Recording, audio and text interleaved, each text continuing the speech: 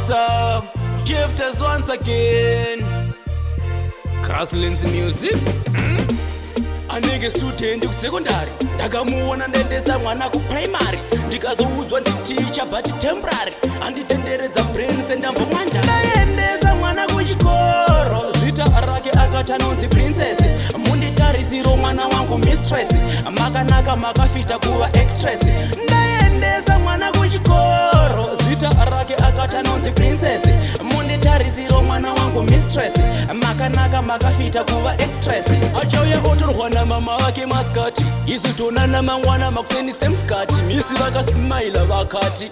mwana wako ari cute plus akafanana na baba vake uvigweni manje kurevaini manje isa namba dzako apa toonana nemanje uri free here tisweretese weekend. Grasslands music. Ndaendesa mwana kuchikoro zita rake akati anonzi princess munditarisiro mwana wangu mistress makanaka makafita kuva actress ndaendesa mwana kuchikoro zita rake akati anonzi princess munditarisiro mwana wangu mistress makanaka makafita kuva actress. Trevor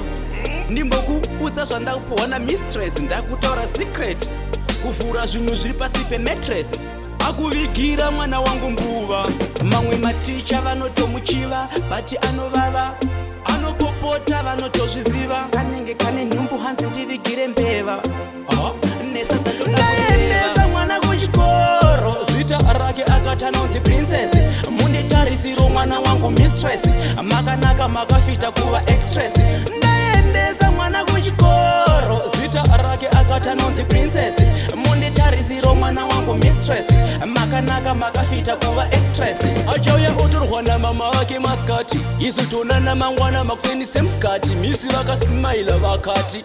mwana wako ari cute plus akafanana na baba vake uvigweni manje kurevaini manje isa namba dzako apa toonana nemanje uri free here tisweretese weekend. Grasslands music. Ndaendesa mwana kuchikoro zita rake akati anonzi princess munditarisiro mwana wangu mistress makanaka makafita kuva actress ndaendesa mwana kuchikoro zita rake akati anonzi princess munditarisiro mwana wangu mistress makanaka makafita kuva actress. Trevor ndimbokuudza zvandakupuwa na mistress ndakutaura secret kuvhura zvinhu zviri pasi pemetress akuvigira mwana wangu mbuva mamwe maticha vanotomuchiva bati anovava anopopota vanotozviziva kanenge kane nhumbu hanzi ndivigire mbeva